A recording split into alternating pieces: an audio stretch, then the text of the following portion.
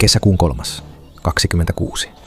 Vladimir Putin valmistautuu henkilökohtaisesti toivottamaan liikemaailman edustajat ja korkean tason johtajat ympäri maailmaa tervetulleeksi yhteen Venäjän tärkeimmistä vuotuisista tapahtumista, Pietarin kansainväliseen talousfoorumiin.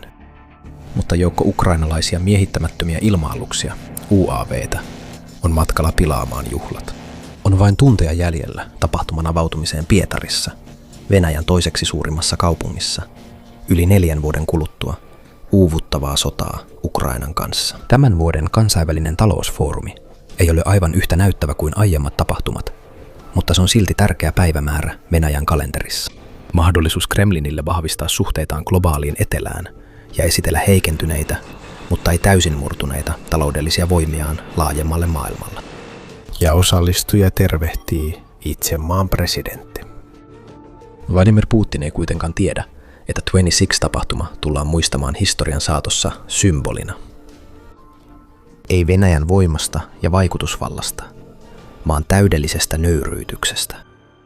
Yli 1000 kilometrin päässä Ukrainan alueella lentäjät ja miehistöt seuraavat näyttöjään, kun heidän iskudronensa lähestyvät kohteitaan. Malmiina iskemään tulta Venäjän tärkeimpiin taloudellisiin ja sotilaallisiin kohteisiin, Putin luulee olevansa turvassa Pietarissa. Hän uskoo, että se on riittävän kaukana rintamalta, jotta ei tuntisi suoraan hänen sotansa vaikutuksia Ukrainaa vastaan. Hän on pian saamassa tietää, kuinka väärässä hän on. Tässä vaiheessa Venäjän ja Ukrainan sotaa tilanne on muuttunut melko dramaattisesti.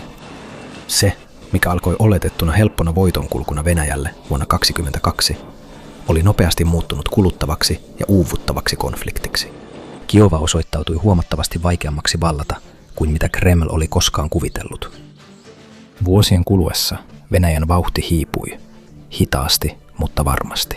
Samaan aikaan sen vastustaja, jota vahvisti nopeasti kehittyvä kotimainen puolustusteollisuus ja valtava tuki liittolaisiltaan ympäri läntistä maailmaa, vahvistui entisestään.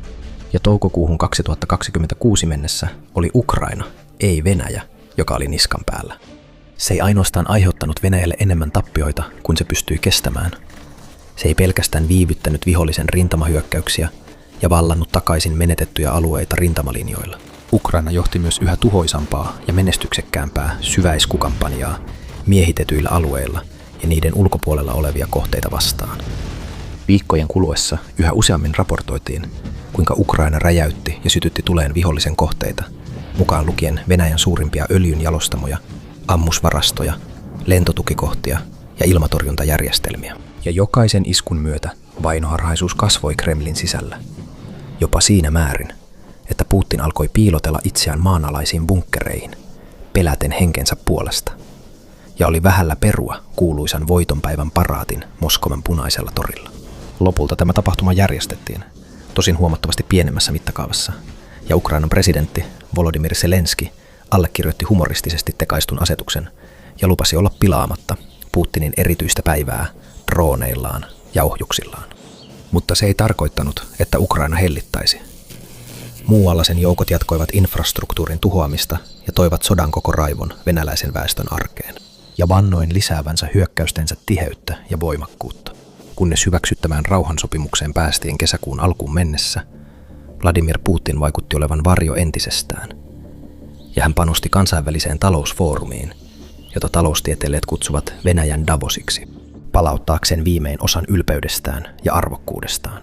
Hänen henkilökohtainen arvovaltansa oli vaakalaudalla, kun hän valmistautui toivottamaan tervetulleeksi ulkomaisia arvovieraita, miljardöörejä ja yritysvaltuuskuntia, esimerkiksi Saudi-Arabiasta. Tämä oli hänen tilaisuutensa saada asiat takaisin raiteilleen, ainakin jossain määrin. Se oli mahdollisuus levittää hänen kertomustaan, ei vain Moskovan kaduilla, vaan kansainvälisellä tasolla. Osoittaa, ettei Venäjän sotatalous ollut niin heikko ja väsynyt kuin länsi väitti, että heidän pakotteensa eivät toimineet ja että sota eteni juuri suunnitelmien mukaan. Ukrainalle tämä oli kuitenkin myös mahdollisuus.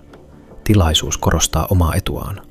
Mahdollisuus esitellä sotilaallista voimaansa suuremmalle ja paljon monimuotoisemmalle yleisölle kuin tavallisesti. Jos se pystyisi iskemään Pietariin juuri sillä hetkellä, kun Putinin suuri talousjuhla oli alkamassa, Kiova voisi näyttää koko maailmalle, kuinka heikko Venäjä todellisuudessa oli, ja horjuttaa jokaista Putinin valmistellun puheen sanaa. eikä Ukraina voinut millään jättää käyttämättä sellaista tilaisuutta. Ukrainan turvallisuuspalvelun, miehittämättömien järjestelmien joukkojen, erikoisoperaatiojoukkojen, Ukrainan puolustustiedustelun ja Ukrainan rajavartiolaitoksen tiimit yhdistivät voimansa valmistaakseen hyökkäyksen, joka aiheuttaisi shokkiaaltoja ympäri maailmaa. Suora isku, ei yhteen, ei kahteen, vaan 3 Venäjän kriittiseen infrastruktuurikohteeseen, kaikki yhden päivän aikana. Kesäkuun 3. Pietarin varhaisen aamun rauha ja hiljaisuus rikkoutuivat ukrainalaisten droonien matalaan surinaan. Tällaisessa tehtävässä, jonka oli onnistuttava, Kiova ei voinut käyttää mitään muuta kuin parhaita resurssejaan. Vaikka maan puolustusvoimat eivät ole virallisesti vahvistaneet, mitä tiettyjä drooneja ja taktiikoita he käyttivät, todisteet vastaavista iskuista viittaavat siihen, että he saattoivat käyttää esimerkiksi Firepointin FP1. Kiovalaisen yrityksen kehittämät droonit yltävät jopa 1100 kilometriä toimintasäteeseen ja pystyvät kuljettamaan 60-120 kilon taistelukärkiä. Niissä on myös Starlink-antenneja, joiden ansiosta ne voivat iskeä kohteisiinsa äärimmäisen tarkasti. Jopa silloin, kun kohteet ovat maltavan kaukana droonien ohjaajista.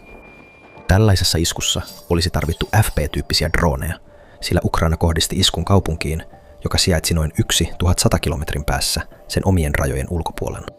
Lyhyen ja keskipitkän kantaman droonit eivät yksinkertaisesti riittäisi. Vain parhaat pitkän kantaman UAV-lennokit voisivat toteuttaa tällaisen suunnitelman. Mutta etäisyys ei ollut ainoa este, jonka Kiovan sotilassuunnittelijoiden oli ylitettävä. Oli myös uhka siitä, että heidän lennokkinsa havaittaisiin matkalla kohteeseensa, kun ne kulkisivat satojen kilometrien matkan Venäjän alueen halki. Tarvittaisiin vain yksi tutka havaitsemaan ne ja yksi ilmatorjuntajärjestelmä aktivoitumaan, jolloin parvi saataisiin alas ennen kuin se edes lähestyisi kohdettaan. Mutta Ukraina on oppinut monia keinoja Kremlinin puolustuksen käsittelemiseksi. Monet sen droneista on suunniteltu tuottamaan vain hyvin pienen tutkakuvan, usein lentäen matalalla maanpinnan yläpuolella, hipaisten puiden latvoja ja pujotellen tällä tavalla. Ja sitten, ohittaakseen helposti esimerkiksi S-400 ilmatorjuntajärjestelmän, Ukraina on alkanut yhä enemmän luottaa houkutustroneihin, jotka toimivat suihkumoottorilla ja eivät usein kanna lainkaan räjähteitä. Tai vain hyvin pieniä määriä niitä, jotka on suunniteltu kyllästämään tai ylivoimaisesti kuormittamaan vihollisen puolustusta, antaen niin monta maalia, ettei puolustus tiedä mistä aloittaa. Näiden taktiikoiden yhdistelmällä yhdessä sen kanssa, että Ukraina oli jo puhdistanut useita ilmatorjuntajärjestelmiä ja tutka-asemia matkalla Pietariin. Käytännössä luoden käytävän, jonka kautta sen UAV:t saattoivat matkustaa turvallisesti. Kiovan droonit tekivät pitkän matkan kaupunkiin, joka tunnettiin aiemmin nimellä Leningrad. Siellä paikalliset asukkaat heräsivät säikähtäen ja ryntäsivät sängyistään ikkunoilleen, nappasivat puhelimensa ja kuvasivat tapahtumaa. Kun ukrainalaiset UAV:t saapuivat kaupungin ilmatilaan ja kiitivät kohti kohdettaan, automaattiset ilmatorjuntapatterit heräsivät eloon venäläisten miehistöjen yrittäessä epätoivoisesti estää väistämätöntä, mutta oli jo liian myöhäistä. Lentäen suurimmalla nopeudella ja kohde tähtäimessä, iskudroonit osuivat kirurgisella tarkkuudella JSC Pietarin öljyterminaalin rakennuksiin ja rakenteisiin, joka on yksi koko Baltian alueen suurimmista öljylaitoksista. Yli 90 hehtaarin alueelle levittäytyvässä terminaalissa on 21 säiliötä sekä kevyille että raskaille öljytuotteille, ja sen vuotuinen läpivirtauskapasiteetti on 12,5 miljoonaa tonnia. Se sijaitsee Pietarin suursataman sydämessä, toimittaen ja lähettäen öljyä ja öljytuotteita rautateitse, jokiteitse, maanteitse ja meritse. Se on yksi tärkeimmistä solmukohdista Kremlin laajassa öljytaloudessa, ja se on juuri syttymässä liekkeihin. Paikallinen venäläinen kuvernööri Aleksandr Drozdenko väitti myöhemmin, että Venäjän ilmatorjunta onnistui pudottamaan 50 vihollisen UAV:ta. Alueelta saadut videot ja kuvat kertoivat kuitenkin aivan toisenlaista tarinaa. Lennokki toisensa jälkeen osui kohteeseensa, ja jokainen osuma laukaisi valtavia, jyliseviä räjähdyksiä, jotka tärisyttivät sataman perustuksia ja kuuluivat kilometrien päähän. Valtavia tulipaloja syttyi, ja paksut, tukahduttavat mustan savun pylväät nousivat taivaalle peittäen alleen varhaisen aamun auringon. Paniikissa olevat asukkaat kiiruhtivat nettiin kertomaan asiasta, samalla kun viranomaiset peruuttivat kiireesti lentoja läheisellä Polkovo-lentokentällä. Ja jos Putin luuli nähneensä pahimman, hän oli pahasti väärässä. Tämä hyökkäys oli vasta alkamassa. Samaan aikaan, kun droonit iskivät Pietarin öljyterminaaliin, erillinen parvi oli jo irtautunut muista ja suuntasi suoraan kohti toista kohdetta, joka oli vain 20 kilometrin päässä ensimmäisestä. Kronstadtin laivastotukikohta sijaitsee Kotlinin saarella Suomenlahdella, ja Kronstadt on kenties vieläkin arvokkaampi osa Kremlin infrastruktuuria. Vuosien ajan Kronstadt on toiminut Kremlin 3. erillisen sukellusvenedivisioonan ja 105. laivueen kotipaikkana. Samalla se on yksi Venäjän Itämeren laivaston tärkeimmistä korjaus-, huolto- ja logistiikkakeskuksista. Tänne venäläiset sotalaivat, fregatit, partioveneet ja sukellusveneet tulevat, kun ne tarvitsevat minkäänlaista huoltoa. Ja juuri Kronstadtin kaltaisten laitosten ansiosta Venäjä on pystynyt osoittamaan voimaansa Pohjois-Euroopassa niin pitkään. Koko tuon ajan tätä laivastotukikohtaa on pidetty valloittamattomana linnakkeena, jota suojaa laaja meritykistön, ilmatorjuntaohjusjärjestelmien ja muiden puolustuskerrosten verkosto. Ja milloin tahansa alueella on yleensä yli 20 taistelualusta sekä kymmeniä apu- ja huoltoaluksia. Kaikki nämä ovat Ukrainan näkökulmasta mahdollisia kohteita, ja he käyttävätkin edistyneimpiä käytettävissään olevia välineitä. Merikäyttöön optimoituja iskudroneja, jotka on varustettu reaaliaikaisella videonohjauksella. Ukrainan maailman huippuluokan UAV-lentäjät ohittivat ulomat puolustukset, tunkeutuivat saaren sisimpään ytimeen ja suuntasivat kohti alueen monia arvokkaita kohteita. Aivan kuten öljyterminaalilla, paikalliset raportoivat nopeasti räjähdyksistä, tulipaloista ja savupilvistä, kun dronet iskivät kohteisiin. Yksi heidän kohteistaan oli Boiki, projekti 2380, monitoimialus, joka kuuluu Itämeren laivastolle. Varustettu ja täysin kykenevä laukaisemaan joitakin Venäjän tuhoisimmista ohjuksista. Tämän aluksen kerrotaan otetun käyttöön vuonna 2013, ja se on suunniteltu suorittamaan useita tehtäviä, mukaan lukien rannikkopuolustusoperaatiot, alusten ja sukellusveneiden torjunta sekä ilmatorjunta. Sen uppouma on 2220 tonnia pituus, 342 jalkaa, miehistö noin 100 henkeä ja huippunopeus 27 solmua. Alus on aseistettu 100 mm tykillä, 90 mm meritykki, Uralin meritorjuntaohjukset, RYDUT ilmatorjuntajärjestelmä, NK sukellusveneen torjuntajärjestelmä ja jopa GA-27 helikopteri. Oman henkilökohtaisen hallinsa ansiosta tämä ei ole pelkkä partioalus, vaan vakava sotalaiva. Mutta se ei kyennyt lainkaan torjumaan ukrainalaista parvea silmänräpäyksessä, ennen kuin yksikään maassa ollut henkilöstö edes tiesi, mitä oli tapahtumassa. Ukrainan droonit iskivät Boikiin useasta suunnasta. Satelliittikuvat ja läheiseltä laiturilta kuvatut videot osoittivat tulipaloja ja suuria vaurioita aluksen ylärakenteessa. Lisää tulipaloja ja räjähdyksiä raportoitiin myös muualla alueella, ja on mahdollista, että muita aluksia on osunut, vaurioitunut tai jopa tuhoutunut. Joka tapauksessa Itämeren laivasto oli kärsinyt vakavan iskun, eikä iskuja ollut vielä saatu päätökseen. Sillä aikaa kun Itämeren rannikko paloi, toinen osa Ukrainan syväiskuparvea moukaroi Venäjän sisäosia. Noin 370 mailin päässä rintamalinjoista Tambovin alueella sijaitsee Michurinskin kaupunki. Tämä kaupunki ei ehkä näytä kartalla kummoiselta, mutta siellä sijaitsee tärkeä sotilaallinen infrastruktuuri. Progressin puolustustehdas. Laaja ja hyvin vartioitu teollisuuslaitos, joka valmistaa joitakin tärkeimmistä osista, jotka pitävät Kremlinin sotakoneiston käynnissä. Ukrainan oman puolustustiedustelun, GUR:n, sodan ja pakotteiden tietokannan mukaan. Tämä on paikka, jossa Venäjä valmistaa navigointilaitteita ja geodeettisia instrumentteja, joiden avulla sen ohjukset osuvat kohteisiinsa niin tarkasti.